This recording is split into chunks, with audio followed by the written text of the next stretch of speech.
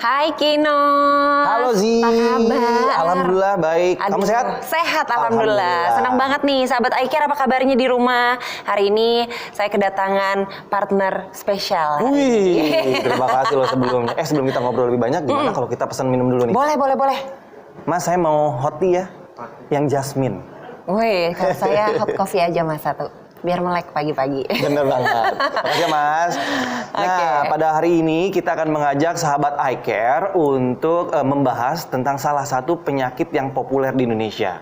Populernya dalam artian buruk ya, karena penyakit ini semakin hari semakin banyak nih angkanya. Nah, ngomongin soal penyakit yang populer dalam tanda kutip ya, yang dimaksud ini adalah penyakit diabetes, Nos. Karena memang diabetes ini banyak diderita oleh masyarakat Indonesia. Walaupun udah sering dibahas, tapi kita harus terus membahasnya supaya orang semakin waspada. Betul banget ya. Bahkan menurut Riskesdas tahun 2018 nih ya, sahabat iCare, angka penyandang diabetes di Indonesia itu mencapai 10,9% atau sekitar 10,5 juta jiwa. Bayangin tuh. Wow, dan itu meningkat terus ya, Nos ya? Betul sekali. Kemudian menurut International Diabetes Federation tahun 2017, Indonesia menduduki peringkat ke-6 sebagai negara dengan jumlah penyandang diabetes paling banyak. Wow, ini mengkhawatirkan juga sangat ya. Sangat mengkhawatirkan. Jadi memang sangat penting untuk melihat kondisi seperti ini, kita mengenal yang namanya manajemen diabetes supaya kita bisa menekan angkanya bersama-sama gitu. Nah, ini penting banget nih, dan bahkan ini juga jadi informasi yang penting khususnya untuk caregiver atau mungkin keluarga terdekat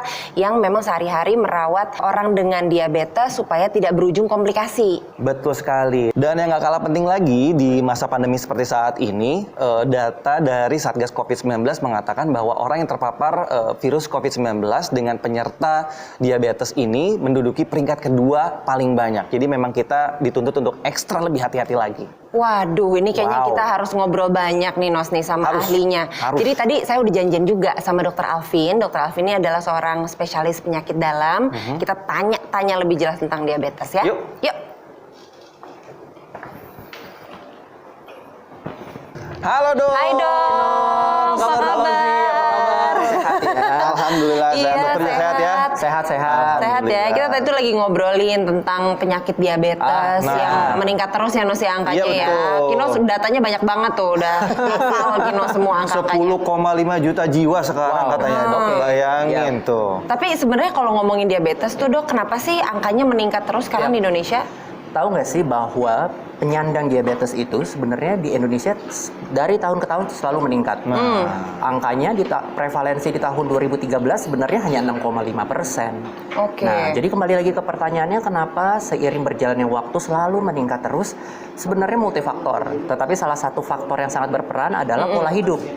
Jadi pola tidur? Iya, pola hidup. Oh, pola hidup. Ada face shield kurang kedengeran ya? Iya, benar. Jadi ketika masyarakat Indonesia mengadaptasi pola hidup yang salah, dalam hal ini adalah sedentary lifestyle, jadi kurang berolahraga, makannya tinggi kalori, dan hal ini menyebabkan peningkatan berat badan, pada akhirnya menyebabkan peningkatan angka diabetes. Oh, berarti bukan ini ya, bukan turunan, kirain turunan, Dok?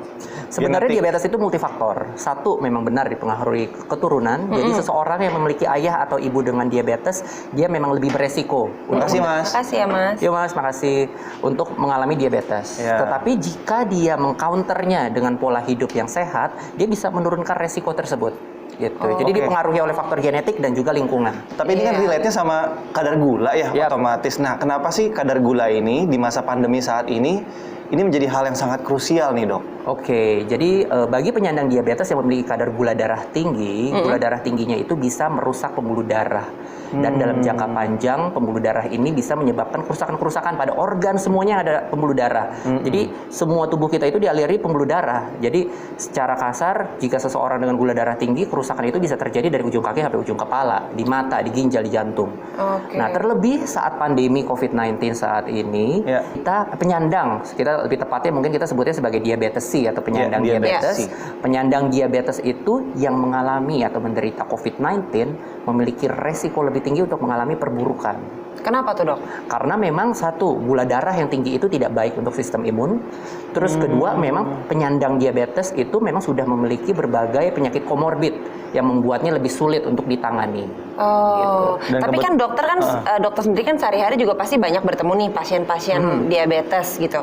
Apa sih sebetulnya kesulitan yang mereka alami sehari-hari untuk menjaga Dari pengalaman badannya. saya dengan bertemu dengan banyak sekali diabetesi, salah satu mungkin kendala yang sering dialami oleh diabetesi itu adalah mengatur pola makan. Itu paling Gitu sulit loh, ya. susah ya, kayak tidak perlu diabetesi pun sulit gitu kita untuk mengatur pola Iya, makanan. Jadi benar. diabetesi itu memang harus mengikuti pola makan yang cukup ketat, dan itu memang salah satu kendala. Karena itu pentingnya kesadaran dari diabetesi sendiri dan juga dukungan dari caregiver atau orang-orang di sekitarnya untuk membantu mengikuti pola makan dan pola hidup yang sehat. Nah, kalau ngomongin Penting caregiver banget sekalian nih, seberapa penting nih support dari caregiver untuk diabetes ini sendiri? Menurut saya penting sekali, karena bayangin Kinos, jadi dari pengalaman saya ada satu diabetes itu harus suntik insulin, salah Ya. satu jenis obat diabetes itu sebanyak 4 kali dalam sehari. Jadi suntik insulin itu tentu merupakan suatu komitmen yang besar dan Iya. ya harus suntik kan, dan itu membutuhkan ingat waktu, dosisnya harus tepat. Jadi menurut saya caregiver itu sangat penting Sangat karena penting. bisa mengingatkan, bisa membantu menyuntikan.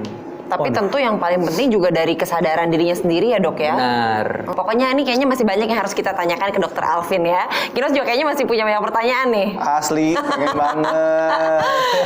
Ya udah, nanti kita akan lanjut ngobrol-ngobrol lagi dengan dokter Alvin dan pastinya ada narasumber lain yang akan kita ajak ngobrol juga. Jangan kemana-mana, tetap di Metro Eye Care.